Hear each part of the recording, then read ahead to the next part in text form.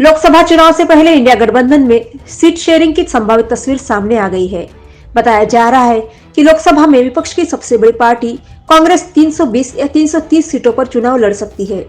इनमें करीब 250 सीटें ऐसे राज्यों में हैं जहां कांग्रेस अकेले लड़ सकती है, जबकि करीब 75 सीटें उन 9 राज्यों में हैं जहां कांग्रेस सहयोगियों के साथ गठबंधन में है। कांग्रेस की गठबंधन कमेटी सीटों के संबंध में अपनी रिपोर्ट पार्टी अध्यक्ष मल्लिकार्जुन खड़गे को सौंप सकती है। इसके बाद कांग्रेस नेतृत्व सीट बंटवारे पर सहयोगी दलों से बात करेगा। इंडिया गठबंधन में सीट शेयरिंग की संभावित तस्वीर सामने आई है। बिहार में 40 लोकसभा सीट पर शेयरिंग का फार्मूला सामने आया।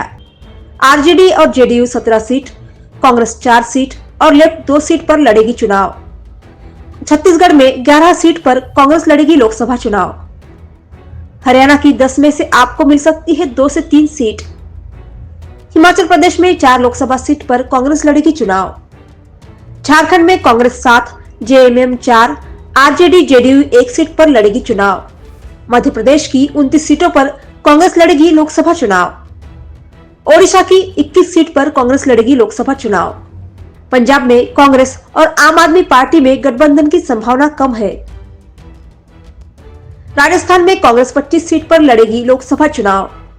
उत्तर प्रदेश की 80 सीटों में से कांग्रेस को मिल सकती है 8 से 10 सीट। यूपी में समाजवादी पार्टी 65 सीट तो स्थानीय दल 5 से 7 सीट पर लड़ेंगे चुनाव। उत्तराखंड में 5 सीटों पर कांग्रेस लड़ेगी लोकसभा चुनाव। पश्चिम बंगाल में कांग्रेस को मिल सकती है 2 से 4 सीट। जम्मू कश्मीर में कांग्रेस 2, एलसी 2 और पीडीपी 1 सीट पर लड़ेगी चुनाव। लद्दाख की 1 सीट पर कांग्रेस लड़ेगी लोकसभा चुनाव। चंडीगढ़ की 1 सीट पर कांग्रेस लड़ेगी लोकसभा चुनाव। इंडिया गठबंधन की अब तक पटना, बेंगलुरु, मुंबई और दिल्ली में 4 बैठकें हो चुकी है। इस गठबंधन के सामने सबसे बड़ी चुनौती सीटों का बंटवारा और चेहरा तय करना है। इंडिया गठबंधन में जनवरी के आखिर तक सीट शेयरिंग पर अंतिम मुहर लग सकती है। क्षेत्रीय दल अधिक से अधिक सीटों पर चुनाव लड़ने की मांग कर रहे हैं। वहीं कांग्रेस ने अपनी तरफ से एक फॉर्मूला तैयार किया है।